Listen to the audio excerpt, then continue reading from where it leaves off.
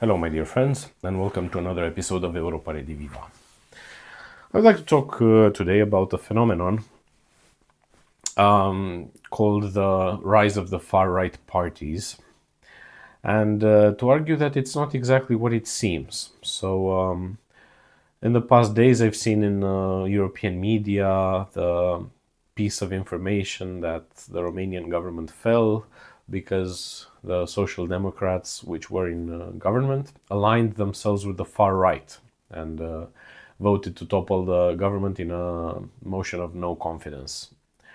And what's now becoming a pattern is this association made by the media of the parties that are national conservative and the idea of extremism. So, while traditionally it was true that the parties on the edges of the political spectrum used political violence and advocated for all sorts of things which went against the constitution and went against human rights, now I don't see it as being the case anymore. I see rather the radicalization coming from the center of the political spectrum. And here is a confusion that not many people are aware of. The fact that you have this spectrum of ideologies from, let's say, far left to far right does not equate to moderation, does not equate to the degree of moderation that each party has. So most people would consider that parties on the far left and on the far right side of the spectrum are not at all moderate. They're very radical because this is what far would imply. Whereas the parties in the center, so the liberals, center left, center right, Greens, would be by definition moderate and would be preservers of the system. So they would be in line with the constitution, they would favor human rights, and so on. And at least ever since 2021, I don't see this as being the case anymore. I rather see the political spectrum in Europe as being reverted. So there are parties, so-called extreme left or so-called extreme right, which are not extreme at all. And they stand up for common sense, and they stand up for things that used to be taken for granted by all the other parties. And they exist just because the mainstream parties became radical on an agenda that most people reject. And these are rather conservative parties. So there are parties that say, okay, what happened to the previous paradigm? So the paradigm of human rights, the paradigm of pacifism, and so on. So, for example, in Germany, you have Bündnisser Wagenknecht. This, by all definitions, is a far-left party. Why? Because it is to the left of Die Linke, and Die Linke is to the left of the Social Democrats, and the Social Democrats are to the left of the FDP, the Freie Demokratische Partei, and that's to the left of the CDU, and that's to the left of the AfD. So this is how you have the political spectrum in Germany. So therefore, Bündnisser Wagenknecht is an extreme left party, a far left party.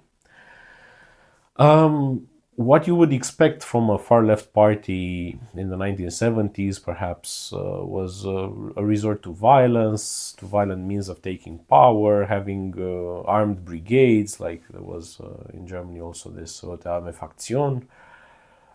This is no longer the case. I would argue that it's actually the other way around. So Bündnisser Wagenknecht, even though it's the most left-wing party in, it's no longer in the Bundestag, but let's say in the mainstream political spectrum in Germany, even though it's the most left-wing party, I would say it is by far the most centrist, so the most reasonable, the one expounding the philosophy, the political philosophy that used to be at the core of German politics before this decade. There's nothing radical about it. So what the position of the SPD was in the 2000s, this is the position of the Bündnisser Wagenknecht today. it seems radical and far and whatever extreme, just because the mainstream discourse has shifted so much. So, for example, if I were to make a hierarchy of the parties in Germany, stretching from the most extreme to the least extreme, the Greens would be the most extreme, the most radical. They would be far right in my book, the Green Party of Germany. And the Bündnis Wagenknecht would be the most centrist, the most reasonable, the most, let's say, conservative, the party that supports the system as it used to be, traditional European values, traditional German values, in the sense of having pacifism at the core of German foreign policy, which is no longer the case. So you have the mainstream political spectrum in Germany, wildly going against what the mainstream German position used to be in the 1970s, 1980s.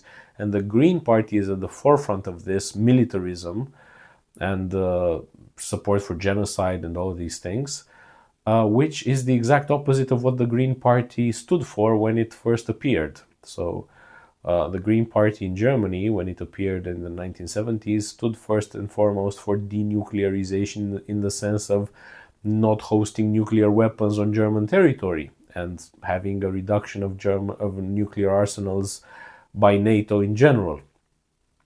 It did not stand for an increase of the militarization in society, an increase of American troops' presence, the deployment of nuclear weapons in Germany, and so on. And it used to stand up for pacifism, the Green Party of Germany. And now it stands for the exact opposite. It is the most militaristic party in Germany. It wants full militarization of the country and the re-editation of Operation Barbarossa, so to reinvade the Untermenschen from the east. This is the position of the Green Party nowadays. And mainstream media has not taken notice of this change, or maybe it has taken notice because it is part of this change, but it refuses to acknowledge it, and it gives this false narrative that parties that have nothing to do with their previous positions and have nothing to do with what European values used to stand for are now the epitome of the centrist position, and on the other hand, the parties that want to come back to those traditional positions are somehow radical and far right and fringe and dangerous. This has become obvious ever since the pandemic. So during the vaccine crusade that most European countries employed against their own citizens, it was the so-called far-right parties that defended just the basic human rights of citizens to not be lab rats, to experimental genetic vaccines, to increase the profits of the American big pharma companies.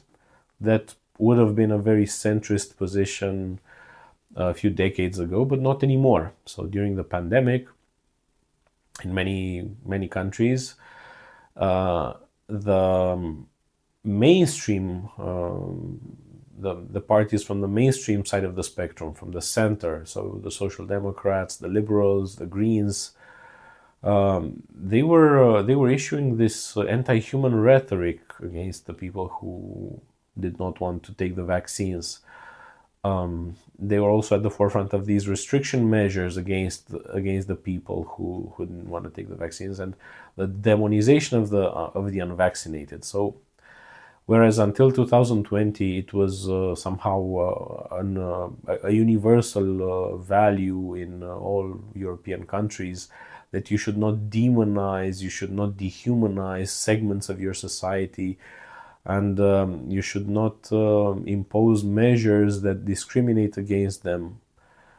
All this flipped in 2021. So the parties that advocated the harshest measures against the unvaccinated were the most socially liberal, or generally regarded to be the most socially liberal, whereas the parties who took the side of the unvaccinated and who just stood up for this basic common sense position that they are people as well and they have human rights and they should not be stripped of their citizenship rights.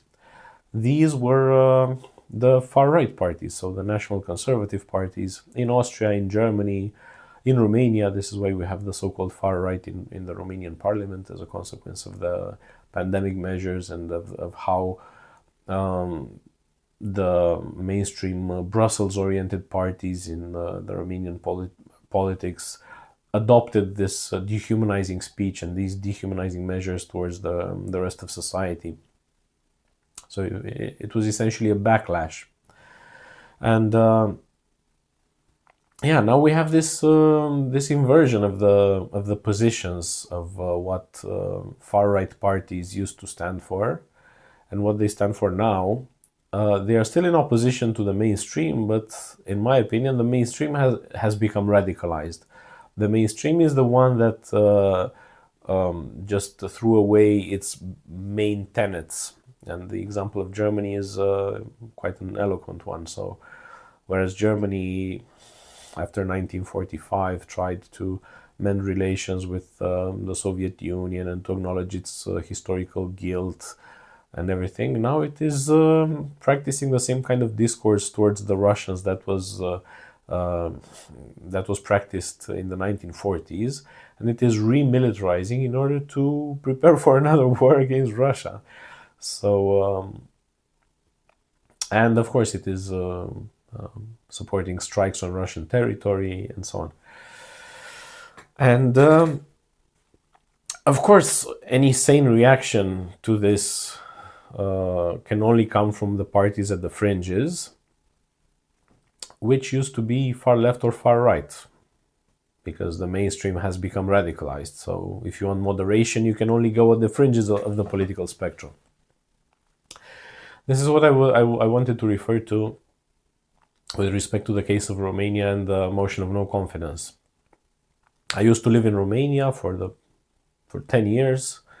I left this year because of the political situation there, and I used to be a member both of the liberal centrist party that is a member of Renew Europe, and geometrically at least it is the center of the political spectrum in Europe, and of this party that is called far right, in succession. So first I was a member of the Liberal Party, and after the vaccine crusade I became a member of this other party that is claimed to be far right. And I can testify to the fact that things are actually in reverse. So the so-called central liberal centrist Macronian Renew Europe type of party, the USR, has this not only rhetoric but also agenda, which is completely far right. Completely far right. They employ this language, calling their political opponents rats, calling them the Red Plague, calling for corruption to be extirpated from Romanian society. It's this very fascist speech, this fascist rhetoric, and I did not expect that. So I lived for a decade in the Netherlands. Then I came to live another decade in Romania, and I was expecting such a centrist liberal Macron type party to behave in a similar way as in the Netherlands we had Rutte. So VVD, or D66, the party that is now giving the prime minister. The centrist liberal, social, okay, a bit neoliberal, but also with a strong social side to it. So for example, I was under the impression that these people in Romania who gathered under the flag of this Renew Europe type of liberal party were open to the idea of social housing, because there were parts of the Dutch institutional system which I wanted to bring to Romania. One was the system of social housing. I think the system of social housing is very good in the Netherlands. I think it's the best system in Europe. I haven't come across a better system. And it is a very socialist system in the sense that social housing is being actively built by developers who are foundations, who are non-profit entities. Okay, it's not exactly the state, but the Netherlands has managed to organize some aspects of social life, also its healthcare system, in a way in which it is not directly run by the state, but it is run by some foundations which um, which are bound to be non-profit, and therefore you get these services at cost. You get housing services at cost, you get healthcare services at cost, and so on. And I thought that this was a very good system. Okay, the Netherlands is also a very capitalist country. It is tax haven for many, in many regards. It is the European headquarters for many companies for tax reasons. Anyway, so I thought that the Dutch system is a very balanced one, and it offers a high standard of living also to the poor people living in the Netherlands. And of course, you cannot emulate wealth, but you can emulate some institutions. You can emulate, for example, the way the health system is organized, and you can emulate the way the housing system is organized. And I wanted to do that. And I thought that this party that I joined, USR, when I came to Romania, I thought it would be open to such an agenda. This was my, because Rutte was the prime minister in the Netherlands, and somehow I thought that if this party chose the same affiliation, the same European orientation, to be kind of a mixed economy type of party, socially liberal, centrist, then I thought it would be open to the Dutch model, which is, in my opinion, a rather centrist model. But the party was standing up for completely different values. This might be just a Romanian quirk, but and ever since then, its evolution has been horrible. So it's a party that actively demonizes the poor. It has all sorts of, it employs all sorts of derogatory names for the poor, and it wishes that poor people would be stripped of their voting rights, because this party is voted kind of like the FDP in Germany. It's voted by like 5% of the population, 10% if we account for the fact that turnout is usually 50%. So it's a fringe minority of wealthy Romanians, but I don't know, in the West, wealthy people also who have this transgenerational wealth, so they're not like busy working, but they have this time to devote to society. They're usually more relaxed. They're, I think, the most relaxed political group in society. Bourgeois bohème would be the French term. They're like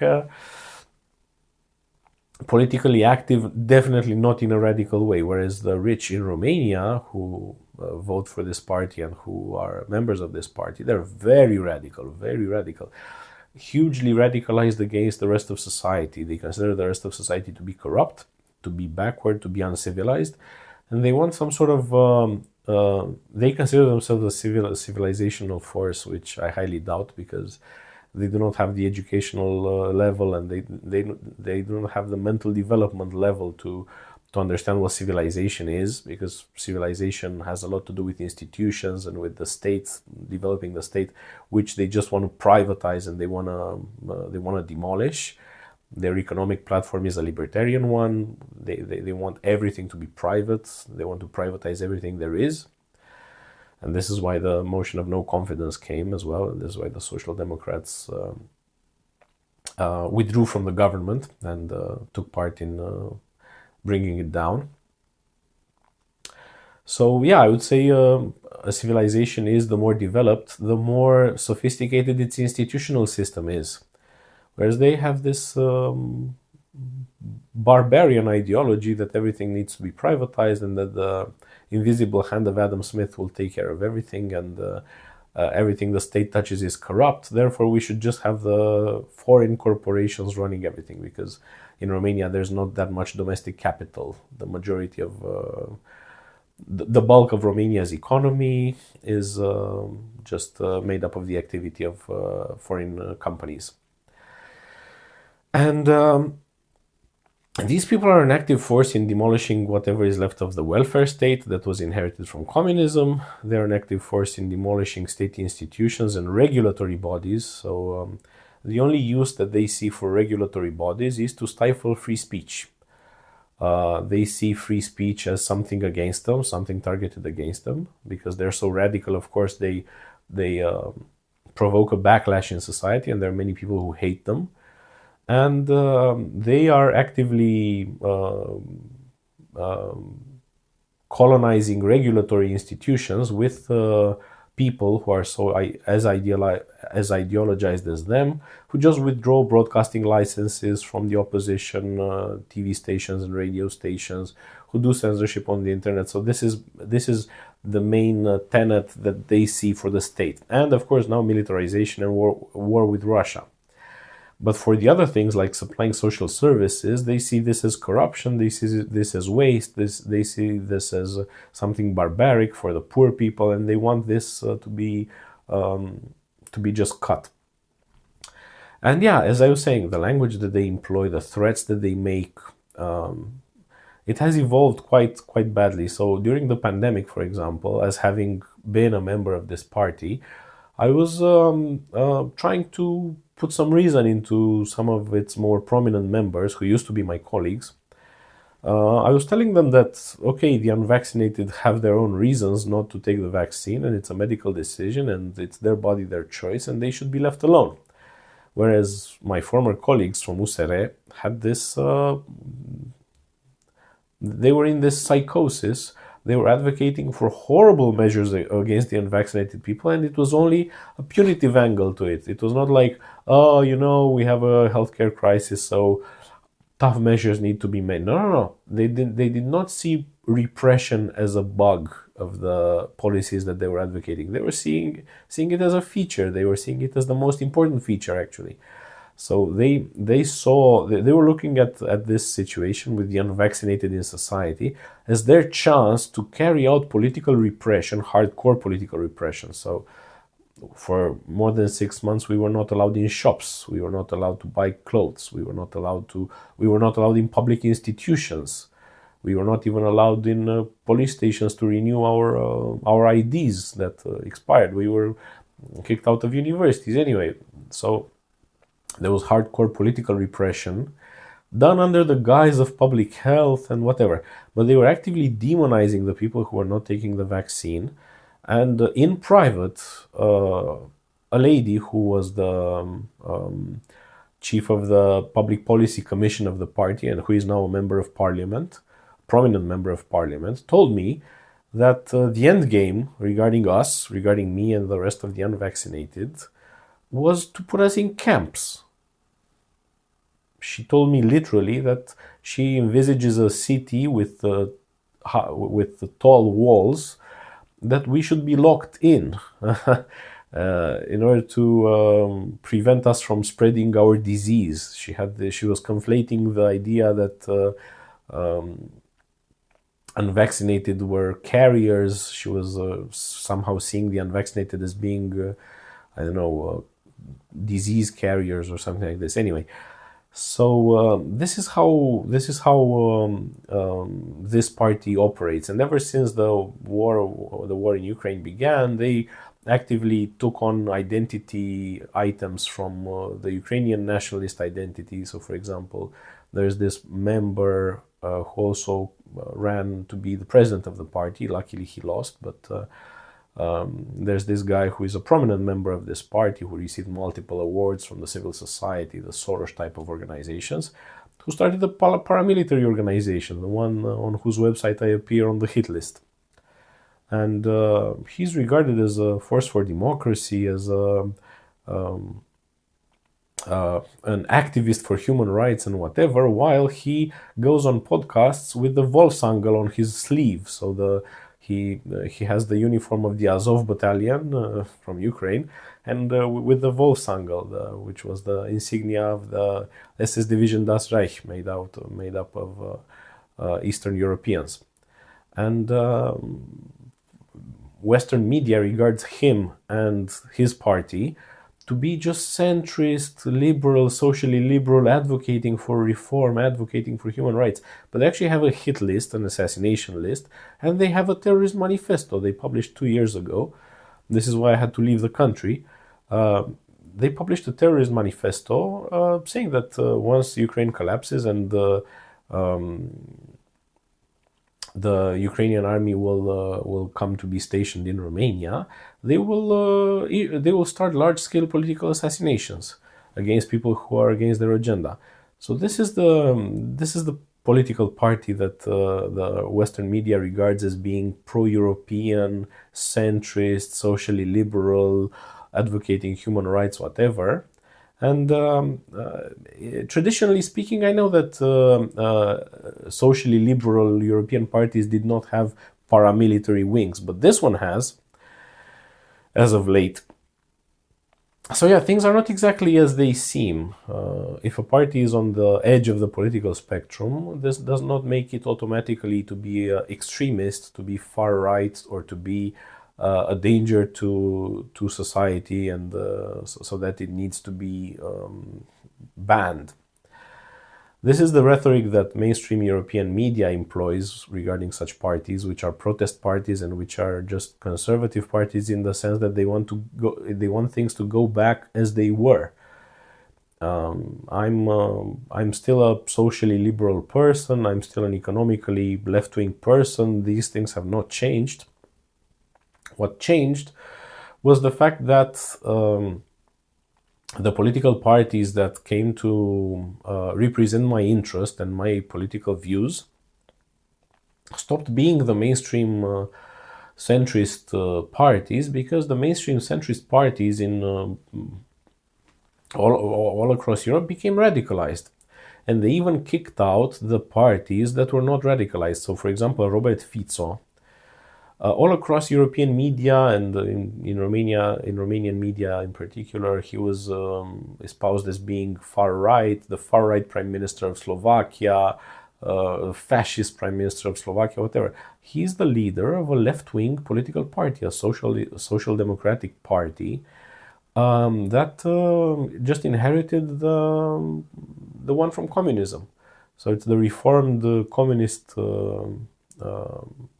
Social Democrat Party that renounced communism and embraced democracy after 1990, and it is behaving as a traditional Social Democrat Party. And they expelled this party from the Party of the European Socialists because the Slovak party led by Fico refused to radicalize in the same direction. So it refused to become militaristic. It refused to even to uphold genocide, so the genocide in Palestine.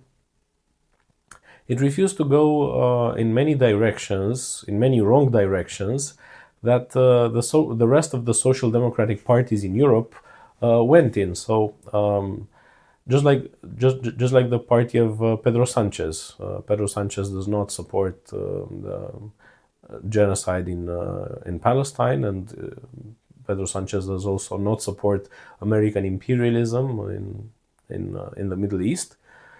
And this is a regular social democratic tenet. Social democracy used to be anti-militaristic, anti-imperialist.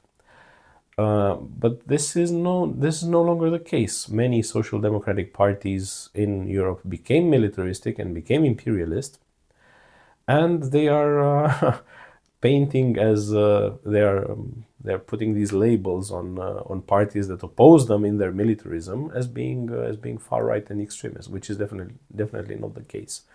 So, for example, this party in Romania that sided with the Social Democrats to vote on this motion of no confidence to bring down the government, it is far right only in the sense that it is right of the PPE party, of the Ursula von der Leyen National Liberal Party, so-called National Liberal Party. It's to the right of that because it's a conservative party. It's affiliated with the European Conservatives and Reformists. So it's as far right as Bart de Wever. But in practice, its rhetoric is very moderate. It has all sorts of university professors in it. Their rhetoric is very, very mainstream, very moderate, and Also their policies, what they're advocating for. Nothing that would rock the boat too much. It's just a kind of a temporization party. So this party is not against anything that the other parties want to do. It just wants to do it slower. This is why calling it far right when it's just kind of a break. It's just the party that delays things a bit with respect to any kind of policy in any kind of aspect. It's a joke. Whereas you have the other party, the USR, the liberals, who are organizing these marches, scram to Moscow. Their supporters have marches with pictures of people such as myself who are against their agenda in front of the Russian embassy and want them to be expelled from Romania, even though they're Romanian citizens. So, and their rhetoric, their at least verbal violence is sky high.